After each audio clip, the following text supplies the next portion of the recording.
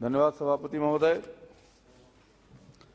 सबसे पहले मैं 100 वर्षों की इस काल अवधि में संपूर्ण तंत्र को हिला देने वाले कोलेरा वायरस की भीषण महामारी में देश के जिन नागरिकों को परेशानी हुई उनको दूर करने के लिए जिस तरह से रेलवे के कर्मचारियों ने बहादुरी दिखाई, हिम्मत के साथ काम किया और कोयले की आपूर्ति से लेकर के खाद्यान्न की आपूर्ति और गैस ऑक्सीजन की आपूर्ति तक में जो अपनी भूमिका निभाई, उसके लिए मैं हृदय से रेलवे विभाग के हर कर्मचारी का धन्यवाद अदा करता हूं। और इस दरमियान जो कोरोना की चपेट में आए और इस दुनिया में नहीं रह गए, उन सभी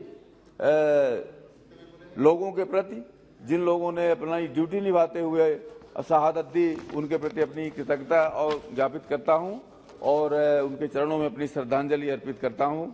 महोदय, रेल विभाग 2014 के पहले रेलवे स्टेशनों की हालत ये थी कि ये गंदगी का कूड़ा और चाहे वो प्लेटफार्म हो, चाहे रेलवे का ट्रैक हो, जहां देखिए बिल्कुल नाक पकड़ के रहना पड़ता था। रेलवे की डिब्बों की हालत ये थी कि घुसना बड़ा कठिन होता था।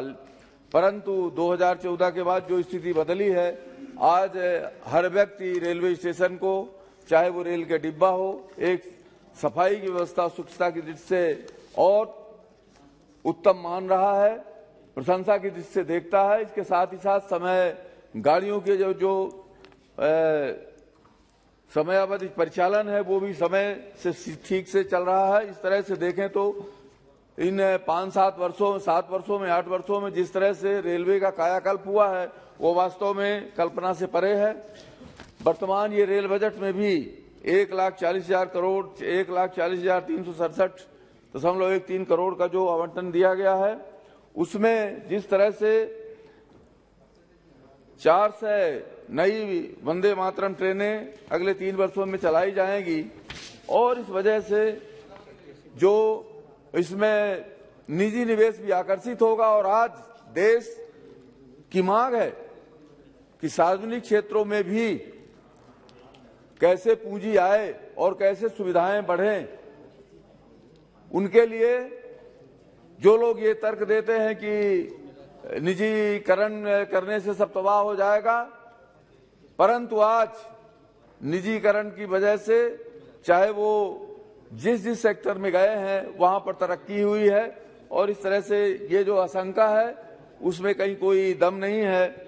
और हमारा देश विविधताओं से भरा हुआ देश है। यहाँ पर हर तरह के विभिन्न प्रकार के उत्पाद हैं और एक स्टेशन एक उत्पाद की अवधारणा के इस देश के जो भिन्न भिन्न क्षेत्रों में नए नए उत्पाद हैं उनको बढ़ाने में, उन उत्पादों की विक्रय, उनको ले आने में बहुत बारी आगे संभावनाएं खुलेंगी। और मैं समझता हूं कि चाहे वो इंडस्ट्री के उत्पाद हो, चाहे वो कृषि के उत्पाद हो, खासकर छोटे किसानों को तो इससे भारी लाभ होने वाला है।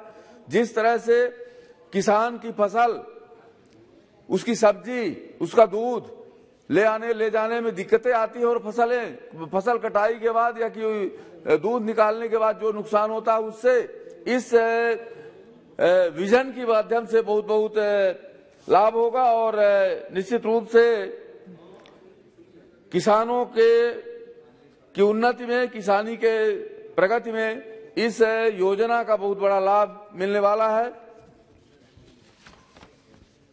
इस बजट में विश्व स्तरीय कवच तकनीक के इस्तेमाल 2000 किलोमीटर के रेलवे नेटवर्क में किए जाने की तैयार किया गया है। इससे सुरक्षा तंत्र को काफी बल मिलेगा और निश्चित रूप से उसमें क्षमता और यात्रियों के कॉन्फिडेंस में वृद्धि होगी। साथ ही 3 वर्षों में 100 पीएम गति शक्ति कार्गो टर्मिनल विकसित करने का जो प्रावधान किया गया है, मेट्रो सिस्टम के निर्माण के जो नए तरीके और तकनीक शामिल किया जाएगा, इससे शहरी ट्रांसपोर्ट सिस्टम रेलवे नेटवर्क से जुड़ेगा और निश्चित रूप से इससे इसमें सघनता आएगी और रेलवे का नेटवर्क विस्तृत होगा।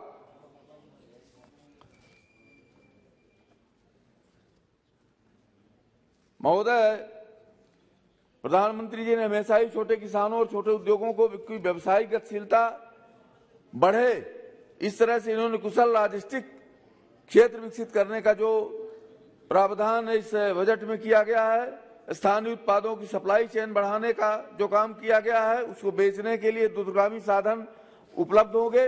ये सब कुछ इनके साथ ही साथ सरकार ने जो 2024 का विजन तैयार किया है, उसमें 58 super critical projects, 68 critical projects, 20 additional core projects, 41 additional SDN SGN project, 32 essential multi tracking project, 9 national project, 16 new line projects, 25 gauge conversion projects, 114 traffic facilities, इन सब कार्यों को चिन्हित करके जिस तरह से 2024 तक इस रेल के क्षमता को बढ़ाने का काम और रेल के माध्यम से इस देश को आगे ले जाने का काम जो किया गया इस बजट में, वो सराहनीय। 1 मिनट, मैं इसके साथ ही साथ अपने क्षेत्र की समस्याओं की ओर भी मैं ध्यान देना चाहूंगा, माननीय मंत्री जी का, कि रेल के दृष्टि से हमारा जो रीवा है वो अत्यंत पिछड़ा हुआ है, रेल कनेक्टिविटी बहुत कम है।